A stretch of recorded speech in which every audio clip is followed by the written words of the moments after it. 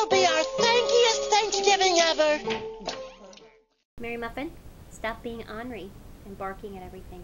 You need to help me find a sweet potato pie recipe, baby. Hey, Mary Moo Moo. She said sweet potato pie and shut my mouth.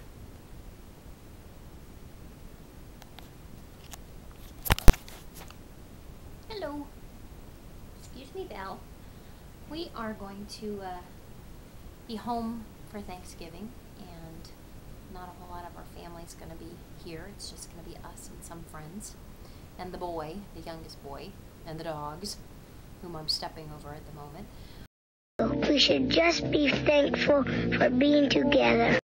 But my husband is, he's the cook, and I'm the cleaner-upper person in our family. And we're going to be making, instead of pumpkin pie, because we bought some store-bought pumpkin pies, we're going to be making some sweet potato pie. And I suggested to him that we found the recipe on the internet, but I'm going to look in my grandmother's recipe book. I've had this recipe book, and you can see it's really old. It's falling apart. The copyright is, it's pretty old. 1940, so this cookbook is older than World War II, actually. And we're going to see if we can find a recipe for sweet potato pie. And I'm not real sure where I should look. Vegetables, maybe? I don't know. We'll see. Menu making. Although it is desirable that each meal should be well selected, the food for the entire day is the real measure of good nutrition. The food selection chart should be used to determine the types of food to be selected. The art of combining these foods into wholesome and satisfying meals is the art of menu making. Every meal should be planned to meet first the needs of the youngest and weakest member of the family. Foods that are good for children are equally good for adults, but foods that are good for adults may be very bad for children. It is easier to suit a child's dietary to the adult than to suit an adult's dietary to a child. Well, isn't that interesting? Here's actually a handwritten recipe that was my grandmother's. I think this is my grandmother's handwriting. It's for baked squash. Look at all the goodies in here. These were all my grandmother's. Look, these recipes belong to your great-grandmother, Cody Bug. Let's start out with the campaign. Cody's more interested in stealing candy corn than looking at his great-grandmother's pickle recipe. My favorite recipe for an apple pie. Look at that.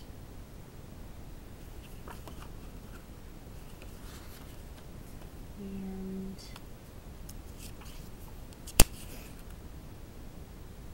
don't even know what that is. 1/4 cup ketchup, 1/4 cup brown sugar, 1/4 cup nutmeg, and a 1/4 teaspoon nutmeg, and a teaspoon of dry mustard. I don't know what that's for. This is my grandmother's. Potatoes, salt, flour, sugar. I don't know what it's for. Sweet rolls, donuts, cinnamon buns, and I don't know what the top one's for. My mom used to make potato candy when I was little, which was kind of cool. Red velvet cake. This is like my grandmother's red velvet cake recipe. Awesome. Haha. Sweet potato pie is on page 602.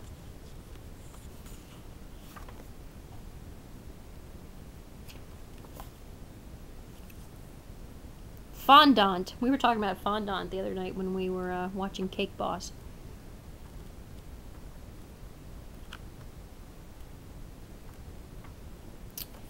Sweet potato pie. Pare and boil or bake sweet potatoes. Press them through a sieve and follow the directions given for pumpkin pie. Adding 3 tablespoons of butter and reducing the sugar to 1/4 cup, unless a very sweet pie is desired. Flavor with nutmeg. Well, there you go. What are you barking at? What? What? And the hair on her back. She's so ornery. Service for dinner. Look, it shows you, you know, the appetizer. Let me turn the book this way. Appetizer, first course. Soup, second course.